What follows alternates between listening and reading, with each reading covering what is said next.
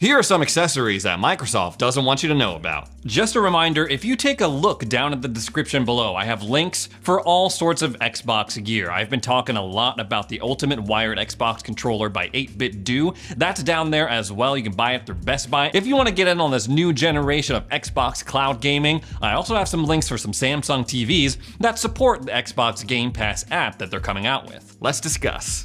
So guys, I've been rocking with this 8BitDo controller for a couple of weeks now. Ollie Barter over at Forbes wrote up an article about this little guy right here. It's called the Ultimate Xbox Wired Controller by 8BitDo. He said it was the ultimate gamepad for Xbox and PC. So I was like, I gotta check this out, and I really have been enjoying this little guy right here. But I've always wanted to try the Scuff Instinct Pro, and now I finally have one right here with me. The Scuff Instinct Pro, and my God, it's beautiful, fellas and ladies. Right off the bat, there is a quality difference, obviously, between the Scuff Instinct Pro and the Ultimate Wired Xbox controller by 8BitDo. If we were going by Diablo logic, this 8BitDo box, if you saw this in a dungeon, it'd be like a blue color or like a rare item. But this box right here, the Scuff Instinct Pro, would be like orange legendary status. Immediately, like the box for this, I love it. It's like getting like a really fancy pair of shoes in the mail. And then on the inside, it has that like nice little like two-tone orange look right here. And then of course I already have the controller out, but it usually comes with a controller on the front, then you take it out, and it has all the accessories and the instructions in the bottom, on the bottom half of this little box that they send you. Like I said, very impressive presentation-wise. Change your game. Change it, man. And it really did feel like it changed my game up a little bit when I was gaming, as gamers do. So yeah, the presentation versus the 8BitDo controller, obviously super, super impressive. But what about the controller? Well, the controller, guys, like I said, I love this thing, man. I'm really excited I finally got to try it. First of all, one of my main knocks about the 8BitDo controller, the ultimate wired controller for Xbox, but it doesn't have that classic series shape like the other controllers do. For example, I have one right here, just a regular Xbox Series controller, and as you can see over on the Series controller, it has this nice curvature, fits really well into my hands. I think they've really done a good job of perfecting this design over the years. But over on the 8BitDo controller, it's more, God, what's a good word for it? It doesn't have that curvaceous shape to it. I don't know if that's the proper terminology, but it's more like a straight edge kind of feel. It doesn't have that curvature that fits so nicely into my hands like the Series controller does. Over on the Scuff Instinct Pro, it is just a really nice premium feeling version of, I want to say, the Xbox Series controller. As you can see, same curvature they got going on. I was showing it to my friends and they were saying like, oh, this feels smaller, but I feel like it's the same size as the Series controller. But versus the Series controller, this feels beefy. This feels nice, has a great heft to it. Like I said, love the 8BitDo controller, but it feels a little bit lighter. The plastic is not as premium, I would say. The Scuff controller has these great grips on the back. It's not like entirely rubber, but it's more like these raised little perforated grooves that are rubber individually that feel really awesome in your hands. And even the front-facing plate on this controller feels like it has a little bit more grip than a standard Series controller offers. And I really wanted to try this out because on the back it has something that is more interesting to me than the Series paddles. So on this Elite Series controller you have back paddles, but they're connected by magnets. They're like little paddles that you can swap and adjust. If you only want 2 on there, you can put 2, or if you want all 4 on there, you can put all 4. But they're held together by magnets. It feels a little bit flimsier than it should, but on the back they have these paddles on the Scuff controller that are built right into the controller. 1, 2, 3, 4, 2 on each side. And guys, they feel great. Even in the manual, it says like, oh, it might take a little bit to get used to, but right off the jump, I was like straight dookie-ing on people when I was playing Chivalry on this. I don't know if it was like a psychological effect where it was like, wow, I'm playing with this like expensive, nice controller. I feel great, and I'm like killing people left and right, dodging attacks left and right. I did eventually fall off like the longer I played, and that effect I think wore off, but overall it was super intuitive. So like I've said in previous videos, I play a lot of Chivalry too, so I tried to optimize this controller for my experience in that game. And what I did was I replaced the right thumbstick with the extra tall thumbstick that they have. They usually recommend that for first-person shooters, so you have a little bit more control over where you're looking and where you're aiming on that axis. And it was really easy to swap it out. So right here, you can take off the plate, super simple, because it's held together by a couple of magnets on the inside, but it's still so solid once it's on the plate.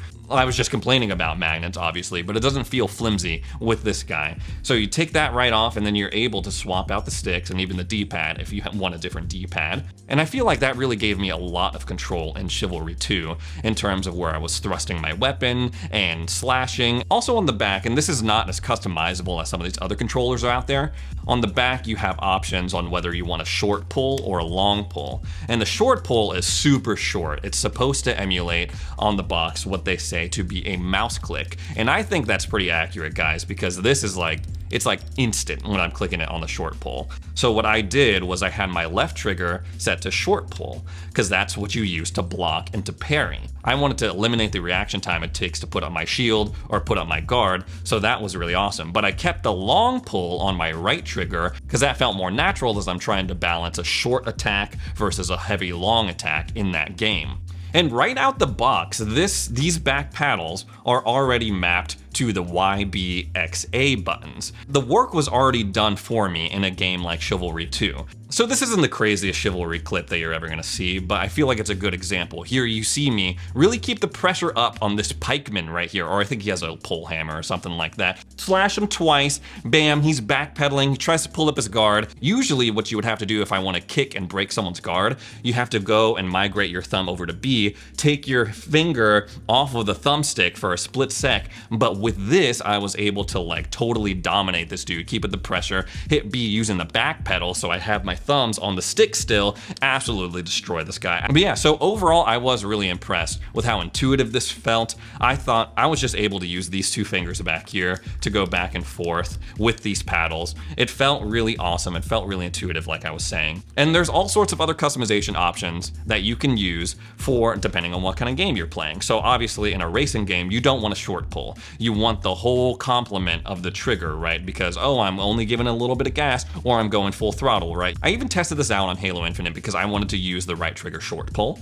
And usually I'm terrible at sniping. Like, you don't want the sniper in my hands. I always try to give it off to someone who's better at using the sniper. But here you can see that I'm doing the weapon drill tutorial and I reached 3 stars pretty quickly. And I felt like a large part of that was due to this extra accuracy with this long stick and the fire rate of my short pull trigger. But yeah, this controller, sick, loved it. You can even customize it further by buying other parts through the Scuff Gaming website. Get different faceplates, get different D-pads, get different thumbsticks. Comes at a cost, obviously. It is $240, this guy right here. And in this economy, I'm like, I want to recommend this, like, this is a must buy. But like when gas is crazy, inflation is running rampant, all that other stuff, I cannot in good conscience tell people to go like, you gotta go and buy this controller that's almost the same price as a Series S. Which brings me back to this guy, right? This guy right here, I was pretty impressed on how it's not as customizable as the Scuff controller. So right off the bat, on the back, there's not 4 paddles on the back of this guy right here. There's only 2.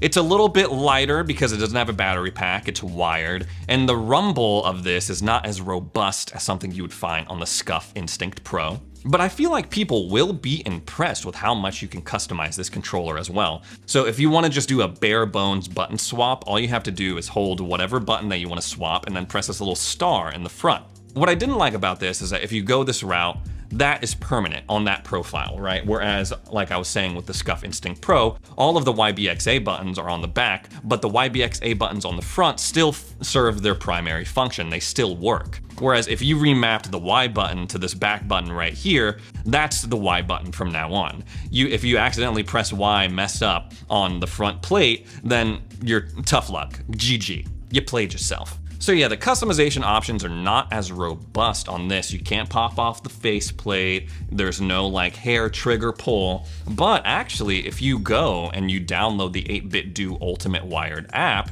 you actually have a lot more options available to you. I'll go ahead and show you right here. So as you can see here, you go to button mapping and you can control all the button mapping on here as well. You can take it a little bit further, adjust the sensitivity of the triggers using this. You can't get it as short as that mouse click short pull on the Scuff Instinct, but it's still pretty nice. It still feels the same, but it registers different in game.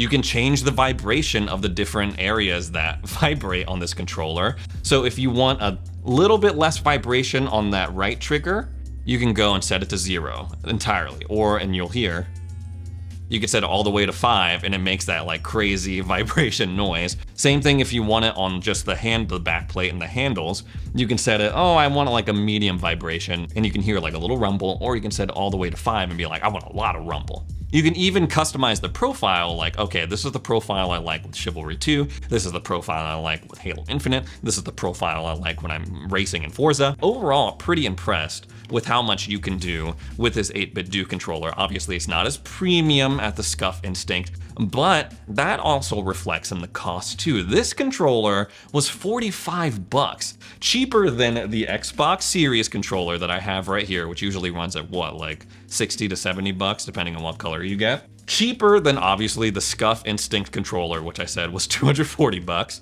And then I took it a step further. I bought this controller off of Wish, and this was like 37, almost 40 bucks after shipping and handling. This feels like doo-doo, and this is only $5 more than this Wish.com controller that feels like I got it at a flea market. So for the price, I'm really rocking with this, and I would highly recommend this. And I know a lot of people have been buying them as of late because of the price and because of what you can do with the customization. But if you can, this one, I mean, immediately I was like, this elevates my game. I feel like a freaking rock star with this. And this, I was like, this is nice, but it takes me a little bit of getting used to when I'm playing for it. 245 bucks? 45 bucks? I can't say. I love this controller, but I love this controller too. This one's my baby. This one's like my shiny new sports car. I don't know, but you can also check it out yourself. Make that decision for you. I can't tell you how to spend your money, of course. Speaking of premium accessories, I'm feeling very fancy since I got these new chairs. Premium. I'm like elevated Ray, ultra Ray. Now, I have here the AirPods Max. I mean, you can connect them to your Xbox via Bluetooth, or you can spend an extra 30 bucks on an Apple cord that will connect it to directly to your console and to your headphones, eliminate the latency, whatever. But I will say, all of that sounds super silly, but damn, these are nice. The sound on these were really nice. I'm not even gonna try to pretend like this wasn't worth it. Again, I had the Elden Ring effect where I put these on and I was like scared all over again. I could hear like this little crinkle of grass as like an enemy would be making its way to me. I was hearing things that I never thought I could hear before, and I have tinnitus, guys, so my hearing is doggy doo-doo. Are these worth more than an Xbox? Yes, because these are 550 bucks, and an Xbox Series X is $500. But hot damn was my hearing on a different level with these. But I have here Old Faithful. These guys, official Xbox wireless headset from Microsoft themselves. And I've talked about these before. I really like these. Some people are like, the sound is kind of iffy for me. They work really well for me. I use them over a Bluetooth connection on both my PC and on Xbox. When I first got them, I was like, I had the same kind of experience with these. On a much smaller scale, I was like, whoa, I'm hearing things, and these are stereo, so it's like I got that stereo effect going on. But what I like about these is that you have a chat mixer. And that was the other thing too. I could connect these both at the same time with my computer and my Xbox, so I could be on Discord on my computer and then on my Xbox game chat and just go switch between the two by turning this little knob right here. Obviously, it's not as awesome as like a Steel Series or anything like that, but overall, I was pretty impressed with these. And best thing about these is that these are only 100 bucks, which are way cheaper than the Steel Series ones that you'll find, the Turtle Beach ones that you'll find. Definitely cheaper than this thing right here. Where I run into a lot of trouble with these is that when they're low on battery, sometimes the sound, I'm like, what's going on? It seems like what artifacting looks like with like the squares and stuff when you're experiencing that on playing video games, when you're streaming them, remote play or whatever, like whatever the sound equivalent is to that that's what it feels like when this thing is low battery. I'm like, I don't know about that. Also, the mic is pretty decent. It's not the best. It has like noise, like voice isolation technology or whatever. No one's gonna be like, holy crap, you sound like you're in a recording studio on this. But I will say it is pretty decent, and it has an onboarding mute button if you wanna mute yourself as well. Microphone on this, it's just like a standard like wireless microphone. So again, it's not like premium, but it's still a little bit better than what you would get with this guy right here. So yeah, with Sony releasing these like crazy expensive headphones, I guess, that they're rolling out with their monitor, and those things I saw were like $300 maybe or something. So it does make me grateful that there is a budget option for Xbox. You don't have to spend $300 for like the official Xbox headphones. Pretty affordable, $100. Obviously not the cheapest headphones out there for Xbox, but I think a great entry price if you want a little bit better experience. Anyway, I bought this specifically for this video. I really thoroughly enjoyed my time with it, but I cannot afford it. I cannot justify spending this much money on a controller right now. So Scuff, I'm gonna go return this, but if you see this, I would love it if you sent me over one because like I said, I really like this one.